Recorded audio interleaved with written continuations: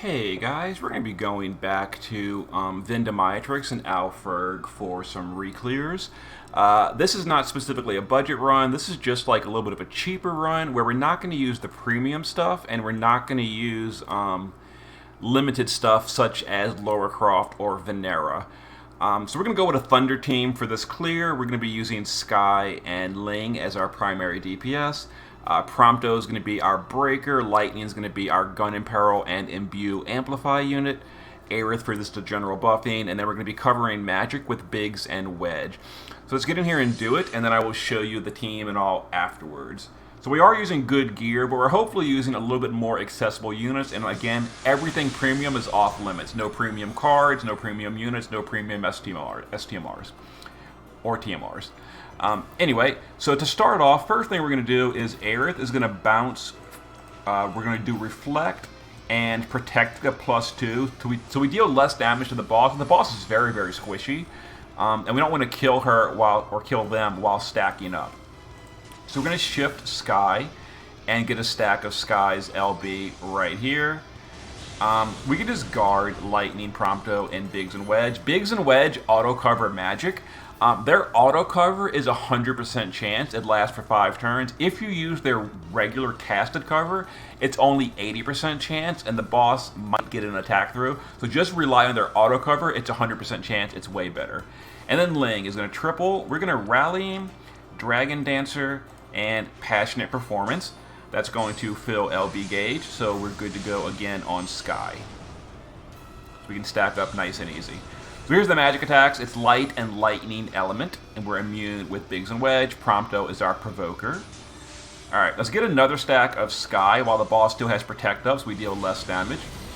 Okay, now we're going to use Aerith to dispel that buff off the boss, because we need to start getting ready for the kill on turn 4 by using debuffs and all that. So we'll go ahead and entrust to Sky with Biggs and Wedge. So we will just entrust over to Sky so we can stack again. Prompto can just guard again. We're going to use Lightning to gun Imperil to start getting the debuffs ready. Ling is going to triple. Now the boss on this turn is going to do a triple stack AoE accuracy with physical. So we're going to use 3 stack or better Mirage to negate it. We're going to use Celestial Dance on Ling to stop the damage, stop taking any damage. You could also imbue the boss with like Sea Card or Kresnik, but triple stack or better Mirage is a little bit less headache to do. So we're going to go ahead and Celestial Dance for triple Mirage. We're also going to Celestial Combination Step on this turn, so we have Chaining Frames for the kill round, and then just Passionate to fill LB gauge back up for, I guess, Biggs and Wedge. Anyway, there's the attack I was telling you about. Alright. So turn 3, we're going to get another stack of Sky. This is going to deal a lot of damage. It's probably going to push the threshold. It did push the threshold. The threshold is an AoE mana drain. It's relatively minor, especially if you break the boss that we're going to do this turn.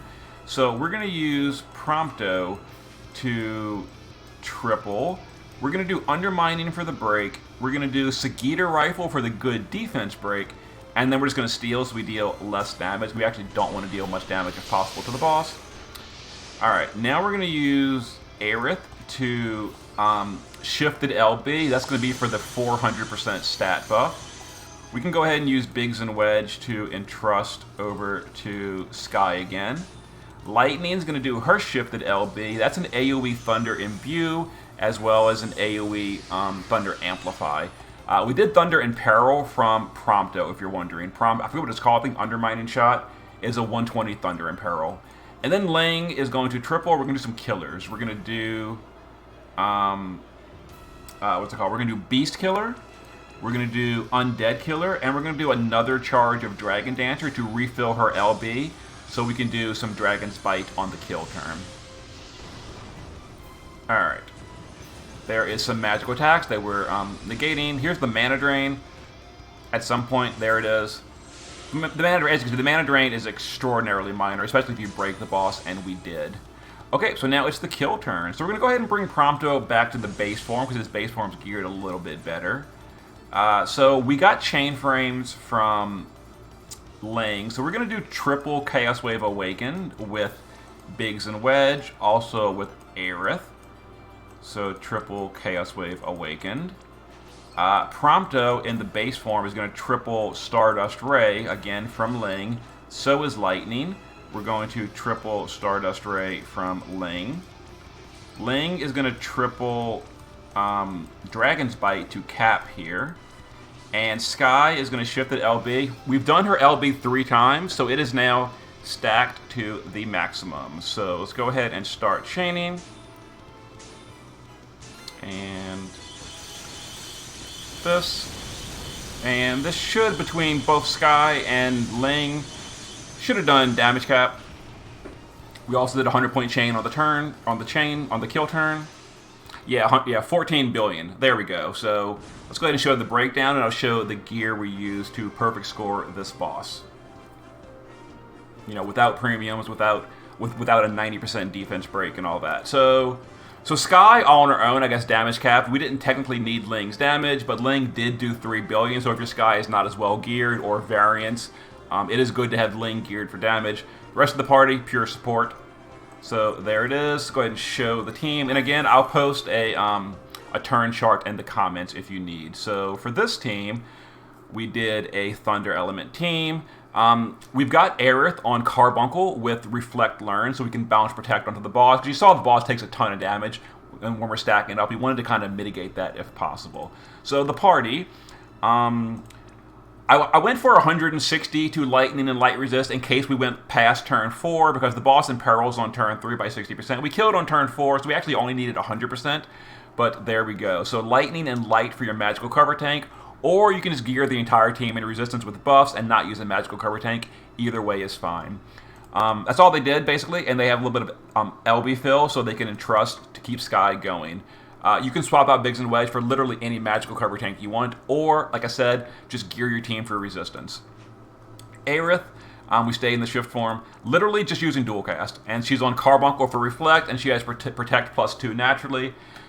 She dispelled on turn 2 to get rid of that Protect, so we can start putting up debuffs, and then she did the 400% stat buff and the 250% Limit Burst buff, and she chained Chaos Wave Awakened with Biggs and Wedge on the kill turn. Sky in the base form, just using TMR or STMR, so she autofills her LB on turn 1, start in the base form. Shift form is where the damage is, and again, I am geared very, very well. This is certainly not a budget run, like I mentioned, but it's a non-premium run is what I'm going to call this. Anyway, gun because of the imperil from Lightning, Chain Cap Helm, you know, Beast and Undead Killer. There's her setup. And we stole Ling's card, so 5,200 attack power, maxed LB, maxed Beast, maxed Reaper, and she did 10 billion all by herself, but again, variance and gear can influence that, so you don't want to rely strictly on her if you can avoid it. Lightning in the base form, didn't use it. Shift form, technically I geared her for damage. You saw the breakdown, she did like 300k, so completely irrelevant, terrible damage. So I did, like I said, I geared her for damage, but really she was here for the 35% gun imperil, and her shifted LB is also a AoE Thunder Imbue and an AoE 25% Thunder Amplify. And now that I'm thinking about it, Conch would have been a better choice here. I believe Conch's LB is a 30% Amplify, so the 7-star Conch would probably be a better option. Oh, no, never mind. But I forgot. Lightning does the gun imperil. That's very important. So ignore that. Yeah, we need Lightning or Louise. Louise would have worked as well.